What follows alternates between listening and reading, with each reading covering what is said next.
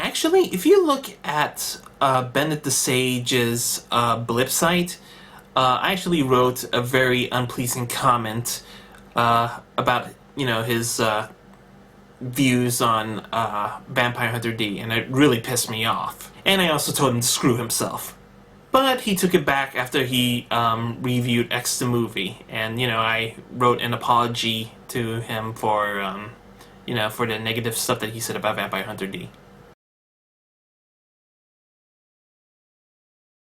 Now, I do have to admit that it sucks that many of the anime reviewers here on YouTube, especially the older ones, are either retired, moved on to another site, or, YouTube copyright infringed them. But regardless of that, I could understand why. I know that when reality sets in, anime reviewing is not something that you can do for a very long time. I mean, there were even moments where even I wanted to quit. Because, let's face it, this is not something that I can do, making money out of. I wish I can, but no, I can't. The point I'm trying to make is that even though they're gone, I still remember the tremendous amount of talent that these anime reviewers have, and I have to admit I do miss them. To be honest, I'm not really sure myself, but I did try to contact Grumpy G-san a few times, but unfortunately I didn't get a response. And the chances are Grumpy G-san may have passed away. I mean, he is an old man after all. Out of all the reviewers here on YouTube, I've always admired him the most. And also that he responded to my videos, especially my Devil May Cry review, he responded to that, and that was really cool. I was also happy that I inspired him to review Osamu Tezuka's experimental films. I think that's great. And he even tagged that video, which was really cool too.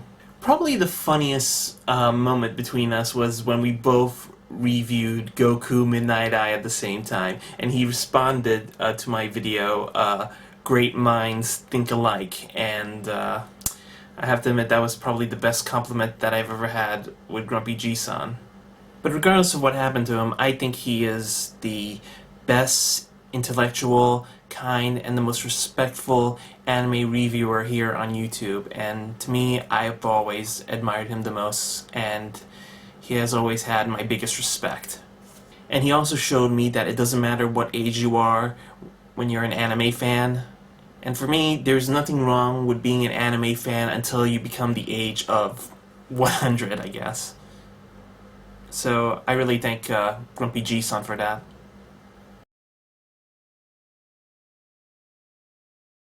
Playing violent video games, especially the one where you get to beat the shit out of your enemies, that usually cheers me up. If I made an anime, it would have to have a good story with lots of ultra-violence, supernatural, action-packed, and a mixture of fantasy. If I did a crossover with, let's say, a video game, I would like to cross Capcom's original Devil May Cry series with Ninja Theory's Devil May Cry series. I think of it as like a buddy video game, and there'll be like a gigantic amount of action between the old Dante and Ninja Theory's Dante, and they banter around with their words, that sort of thing. And of course, it'll be awesome if you can see these two together fighting alongside or fighting each other and kicking some ass. That would be, that would really make a really good crossover.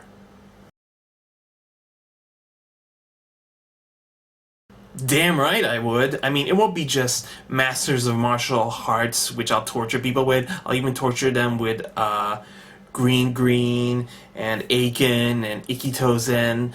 But if it's like, if you're gonna ask if I'm gonna torture them with Amai Buddha, yeah, I probably won't go that far. I never read any of the Crow comic books, but I have seen the Crow movies. The first movie starring Brandon Lee was, really cool, and it sucks that he died. And I also liked the second movie, City of Angels. I don't know why a lot of people hate that, but I guess it's because it was way too similar to the first movie. I guess that's why people hate it. The third movie is mediocre but unmemorable, But the fourth movie starring uh, what was his name? Edward Furlong and Tara Reid. I'm sorry. When I think about those two names in a Crow movie, that movie practically screams fail. I actually bought Bible Black online when I was in Australia. I didn't buy it here in Brunei. And the thing about Brunei is that they're very, you know, when it comes to pornographic items, they're not allowed in this country. But when it comes to Australia, they're a little more open-minded. But I think they're mostly into the soft porn stuff. I mean, nothing to bondage or any some sick crap like that. Now I'm what you call a lover of anime classics, and I don't think newer animes are terrible. But I do admit as the years go by, especially now, the anime audience got bigger, and so they have to open doors to newer audience, especially around the ages between 6 to 25. And I have to admit, it does leave me left out of this new age group. Now, what I'm saying is, it doesn't matter whether anime classics are better or not, but the point is, for an older audience like me, and with all these new animes being for a younger audience, it kind of really leaves me, out of the newer anime line than I am with the older anime line. Anyway, what I'm trying to say is it doesn't matter whether or not anime classics are better or not, but what I'm saying is that newer animes are made more for a wider audience, and it really leaves the older anime fans very out of touch. And about the fan service thing, the difference between Cutie Honey and those other pieces of shit is that Cutie Honey knows how to balance the story and the fan service to make something entertaining, while Amai Buddha just shoves the fan service down your down your throat, and they didn't give a damn who they offend, and it lacks absolute intelligence. It's a piece of shit. Amai Buddha should just die a horrible, horrible death.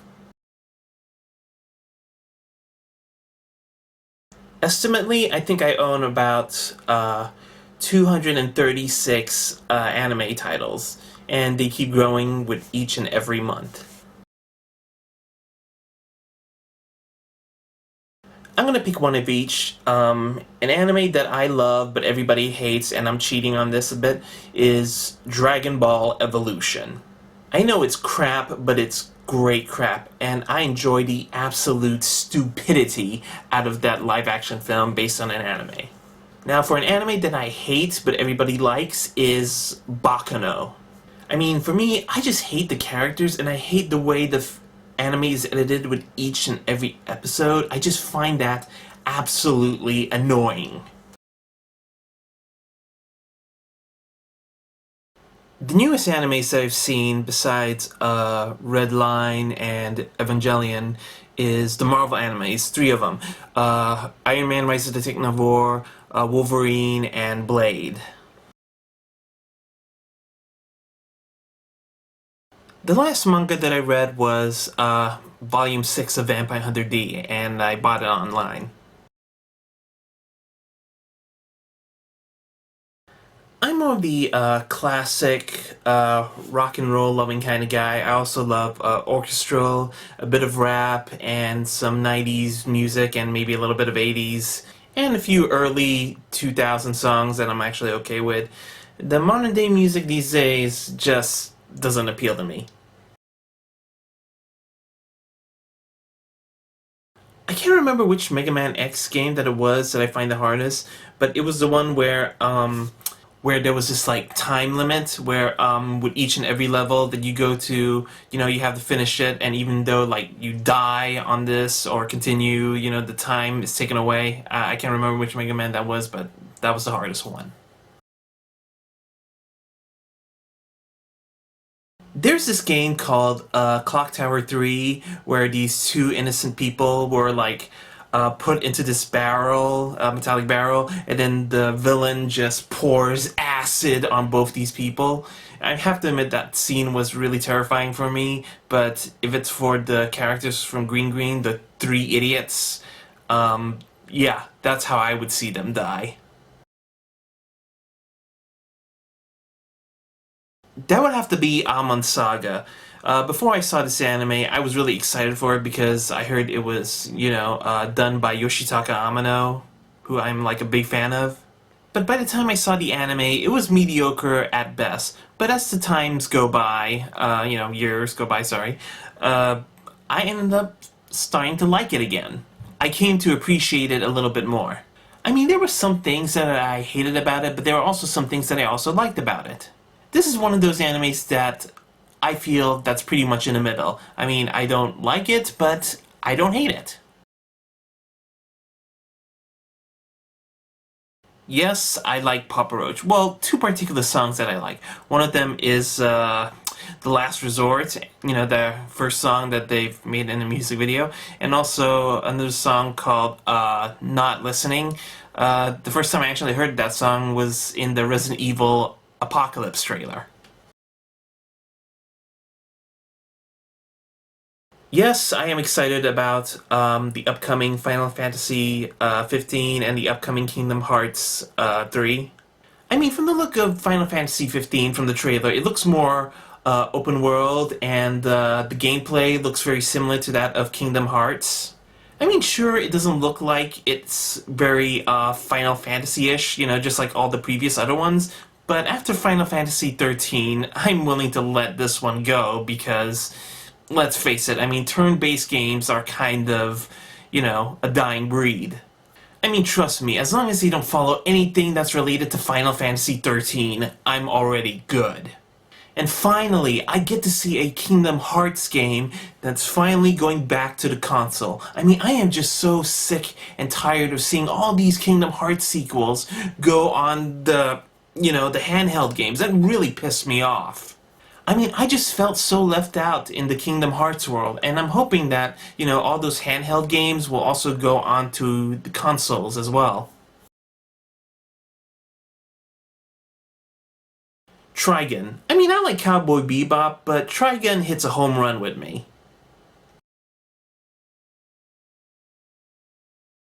Well, originally, years ago, when I first found YouTube, I wanted to upload animes on YouTube, but around the time I didn't have a DVD-ROM on my PC, so instead I had this portable DVD player where I put my camcorder right in front of it and, play the recorded animes. And then around the time when I did that, I had this idea, what if I reviewed the animes? I mean, around the time I didn't see any anime reviewing videos back then, so I thought, why don't I try anime reviewing? I mean, this idea just sort of haunted me for like 3 days, and it really pushed me to do it, and guess what? I did it, and voila, Hard's Anime Review was born. And then it turned into Hard's Corner, and then it turned to Who's Your Anime, and then it becomes the hard mode. I mean, I have to admit my early reviews are crap, but, I got better as the years went by, and here it is. My favorite anime studio is Madhouse Studios, and mostly because most of the animes that I love were made by Yoshiaki Kawajiri, and he always makes his animes with Madhouse, so that's probably the biggest reason why I love Madhouse. I think Tekken Tag Tournament 2 is actually a great game, and I do admit that when it comes to the tag team maneuvers and, trying to get the right button combination and, do a double team attack on your opponent is kind of difficult, but it's still a lot of fun. As for Tekken Revolution, well, to be honest, it felt like a very downgraded version of Tekken Tag Tournament. And this whole add skill points to your character just seems pointless. But regardless of that, the fact that this game is absolutely free online on PSN, this is a great way to introduce, non-Tekken fans to Tekken, and, You figure that if they try Tekken Revolution and they like it, they can end up buying Tekken Tag Tournament 2.